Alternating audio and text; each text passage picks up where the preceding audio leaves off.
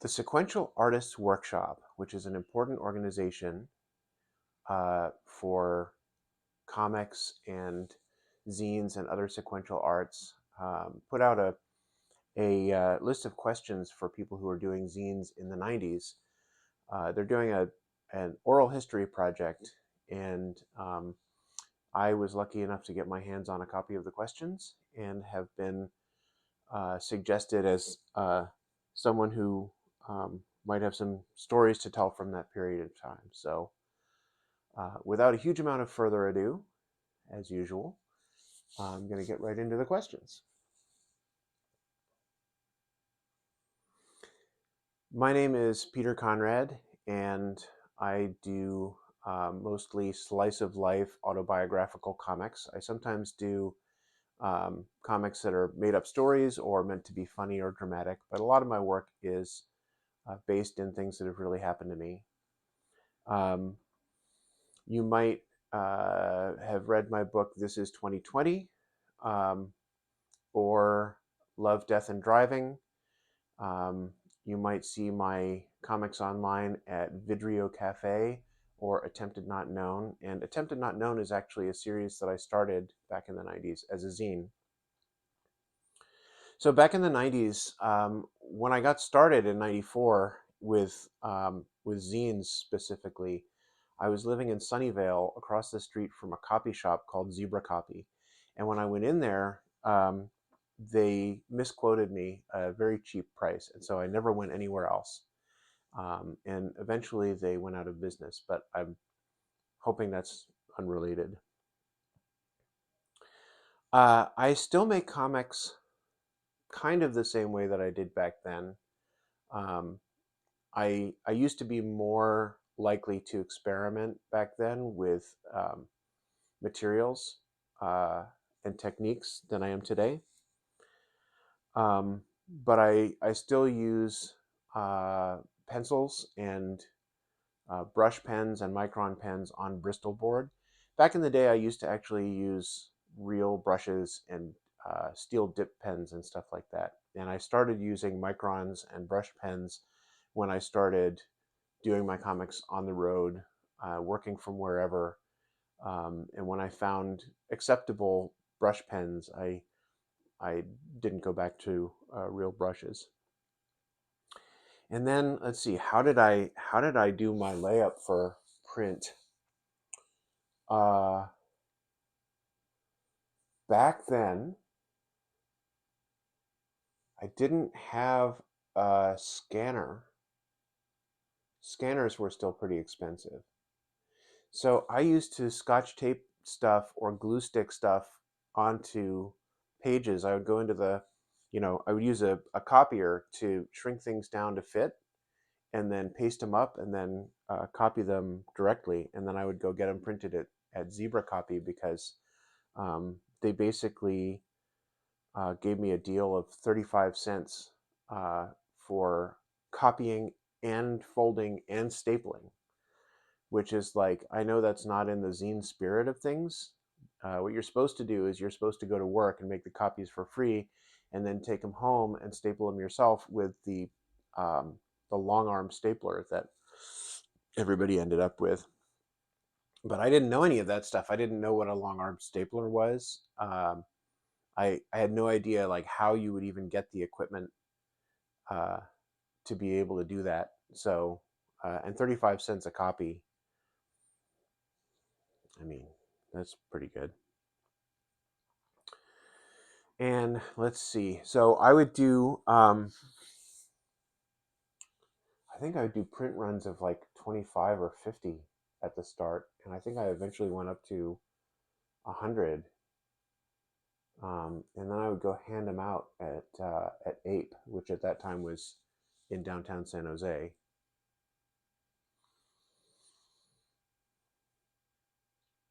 Yeah. But I've always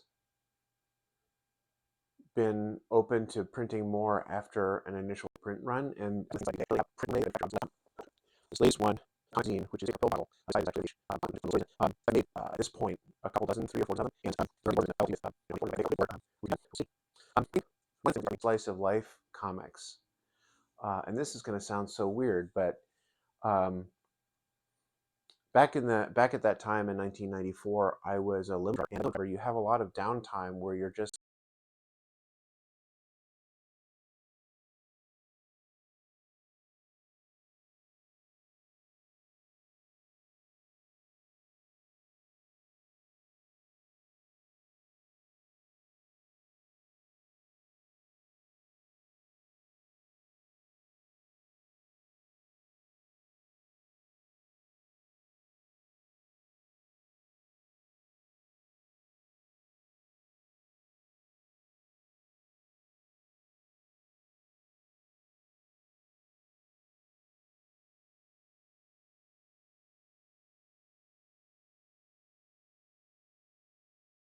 like stuck someplace with nothing to do, but you can't go home and you can't leave because either you have like your next limo pickup to do, or you're waiting for people who are having dinner at a nice restaurant or whatever.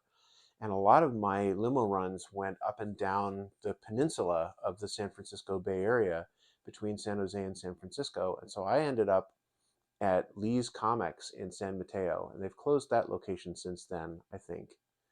But at the time, they had a bargain bin where the comics were like between 35 cents and 50 cents. And a lot of the stuff that was in there was like Dan Clowes and Peter Begg and uh, Dennis Eichhorn and all these guys who were doing, oh, and like who else? Julie Doucet, like tons of people who were doing stuff that was so different from anything I'd seen before.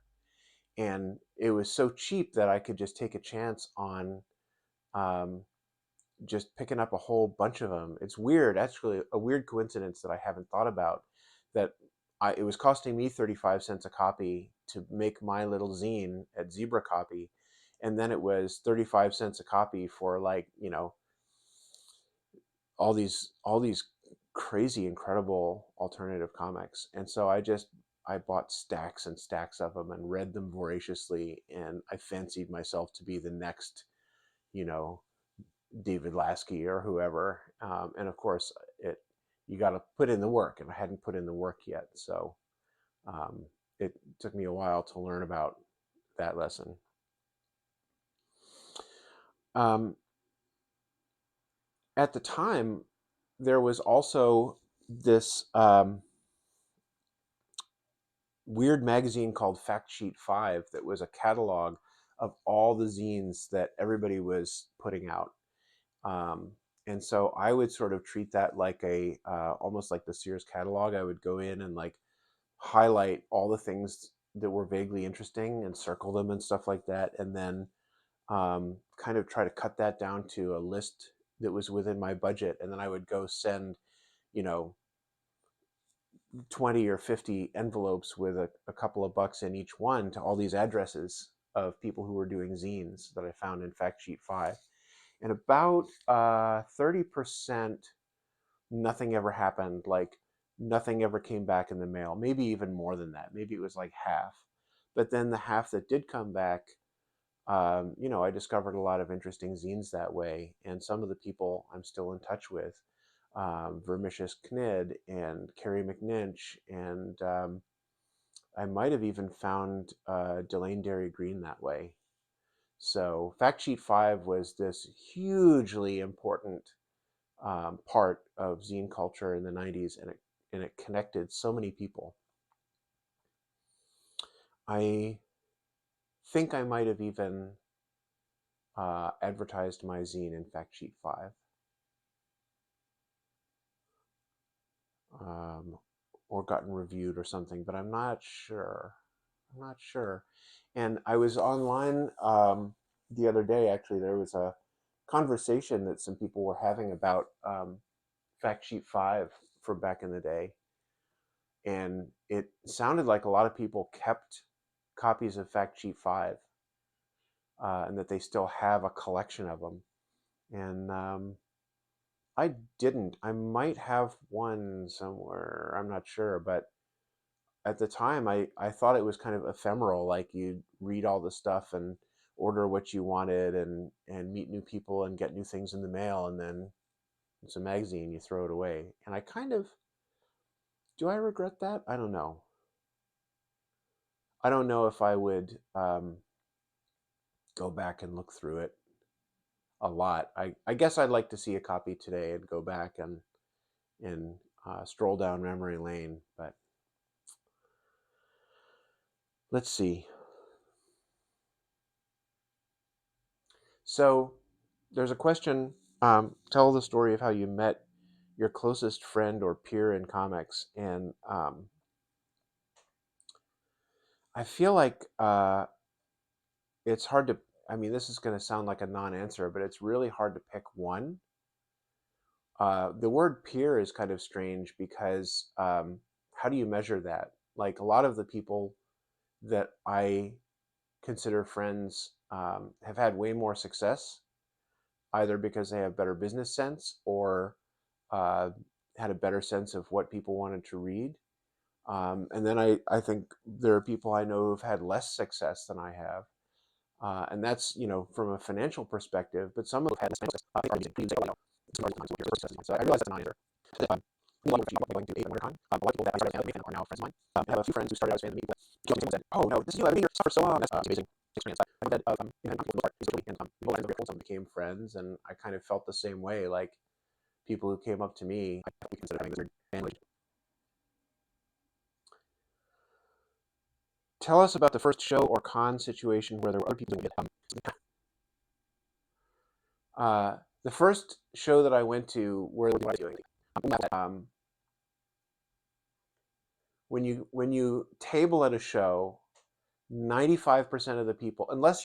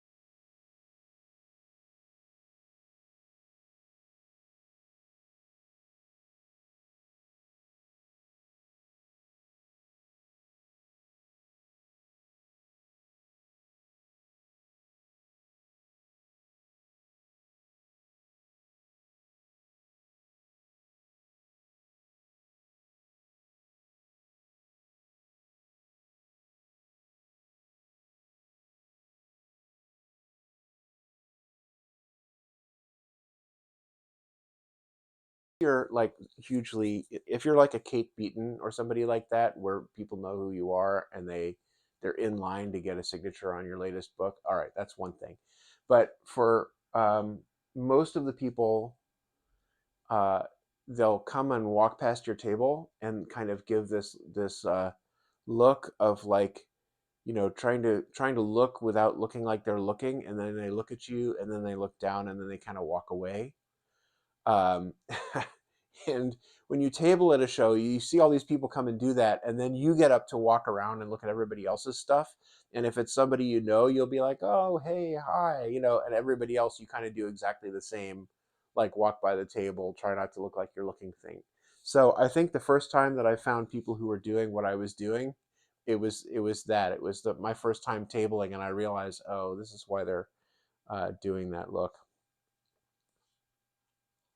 Tell us when you felt the most connected in the community or the least connected or both. Um,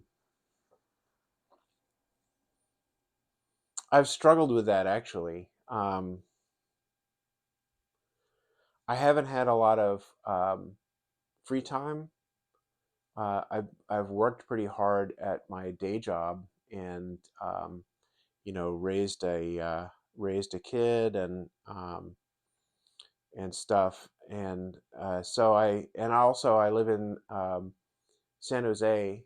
I think that a lot of the comics stuff that's really interesting, a lot of the people who are doing interesting work are in like San Francisco, Oakland, Berkeley, Los Angeles, and places like Cleveland and New York. There's not quite as much of a scene in San Jose. So able to stay connected a little bit by just like, keeping in touch with people online, but I don't like go to a lot of the drink and draws or just like hang out.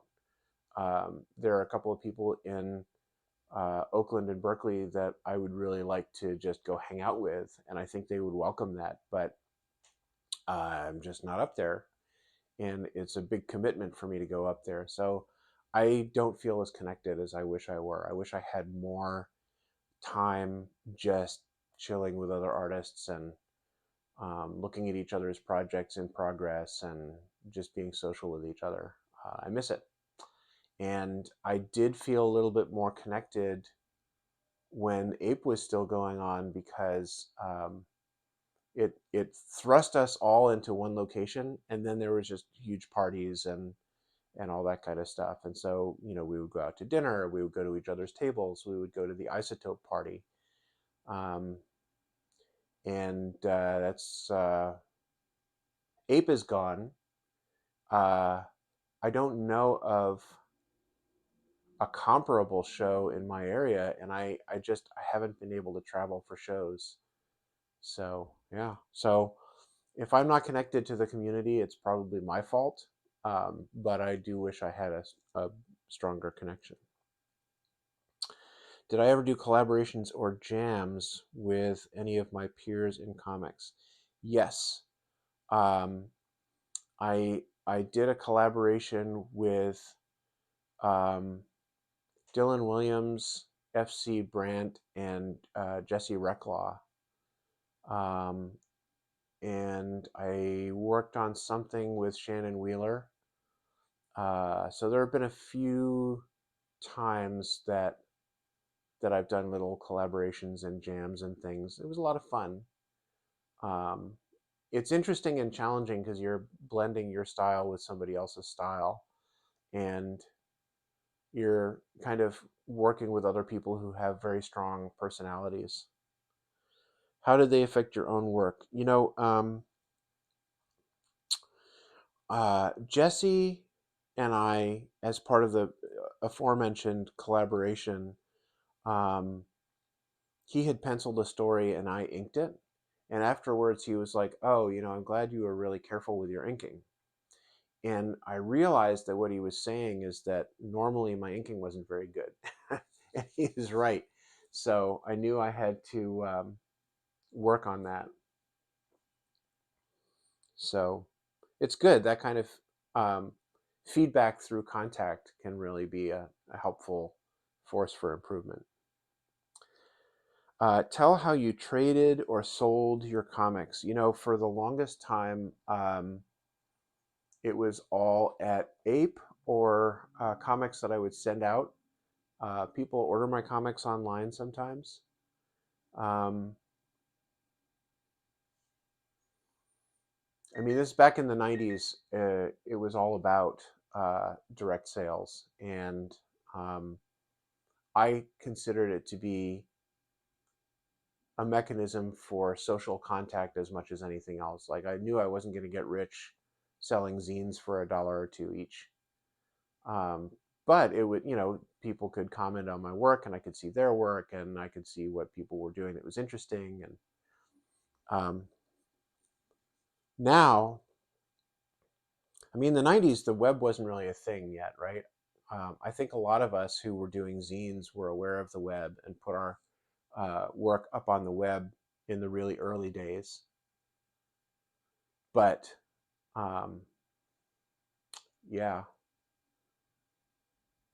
yeah, selling or trading or oh, that's the other thing. You go to Ape or Zine Fest or whatever, and it's not all about purchasing. You can trade zines with people. So that was a thing. I would go as a non-exhibitor in the early days. They're there, but so I also willing to trade because I wanted to that on. Were you ever part of a distribution collecting toss with Part of? No. When I worked there, yes, I think you guys started with and together catalog and out and keep track of stuff. And I did that. You like to sport things for you? Briefly.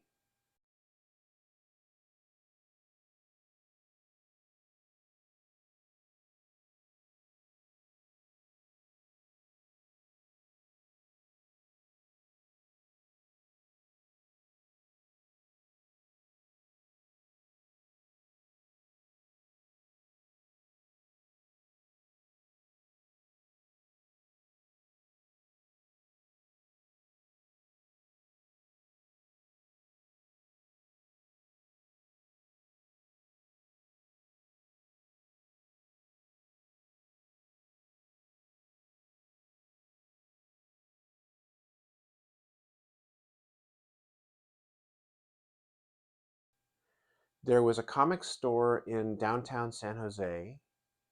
What was it called? I was um, I was pretty connected to them, and I helped them put on their 24-hour comic day event one year, and I had a friend who was a DJ who showed up and DJ'd for 24 hours. It was ridiculous.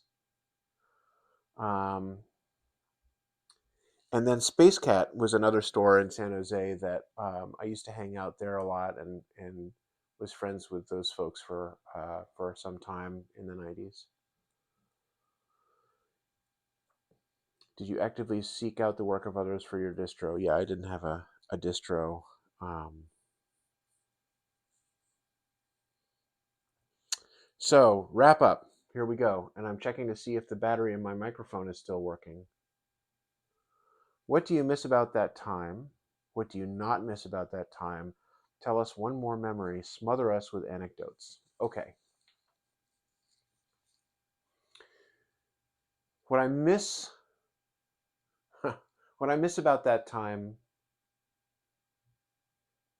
was you could discover things. So Factsheet 5 is a great example. Ape and other shows were great for that. You could just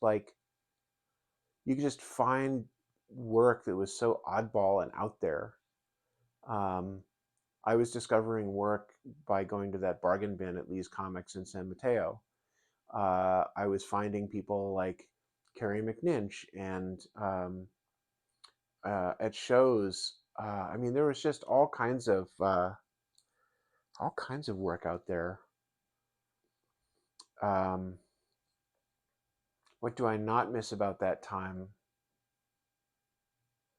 I think the things I don't miss about that time were things about me as much as anything else. Where I was a lot younger and I thought that there was like a magic switch to flip or a magic thing to discover that would just bring success. And I was really just aiming at the wrong thing. Like I feel very successful now because I'm doing work that I enjoy, and that's the point of it. And I think that I did a lot of work at the time that I didn't enjoy, and you can see it in the work.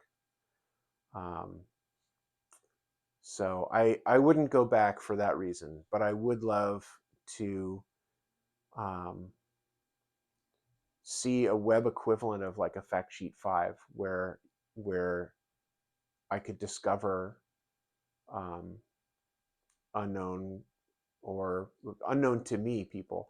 And I think in a way, it's going to sound weird, but I think that Twitter has kind of been that.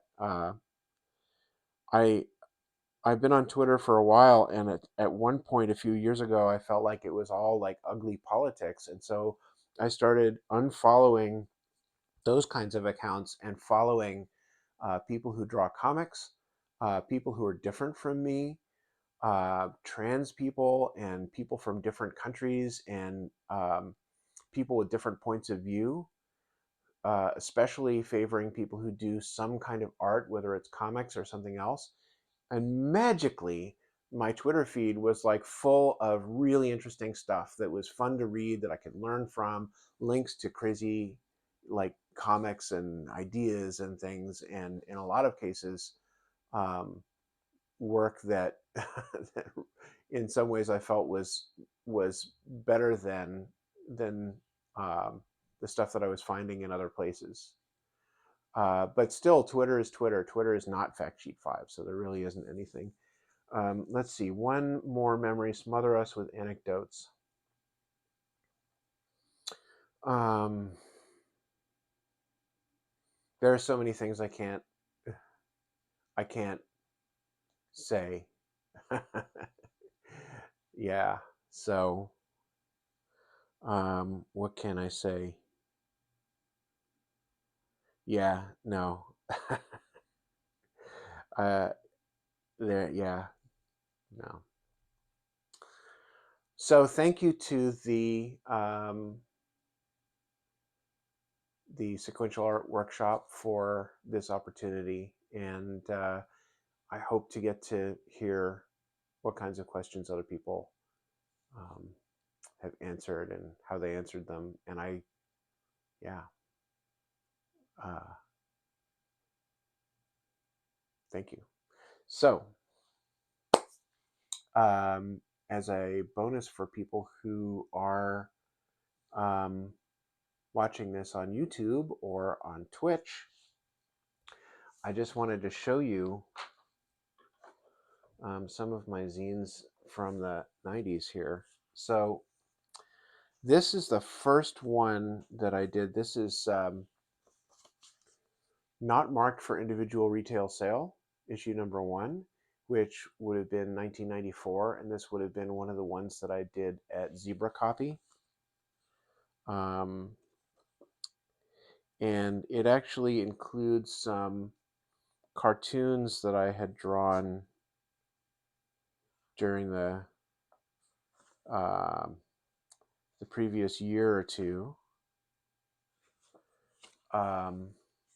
including some that I drew when I was living in Poughkeepsie, New York. And then I did a second issue, and you can see that I'm experimenting a little bit with the covers here. And some of the content is somewhat conceptual. So I did a few issues of this kind of little half digest sized thing. I think I did 5 of them. And this one is, this is the last one, number 5. It's a kind of takedown of deconstructionism, which, looking back, is weird and misguided. And then I had this idea of starting a magazine that I was going to call Debris Magazine, and this is the first issue. And if this looks bad, it was kind of bad. This is from 1997. And then in 1998, I started doing Attempted Not Known, a title that I still produce today, but now Attempted Not Known is the comics objects like that. But this is issue number 1 from 1998. And here's number 2. This is a portrait of Glynis Rochelle, someone I knew in high school, who would be probably alarmed and dismayed that I drew a picture of her for a zine. Here's number 3 and number 4. And then I did this sort of weird one-off issue that was a parody of Wired magazine. And this was a little a comic about a permanent traffic jam. So there you go. And I have almost no copies of most of those left.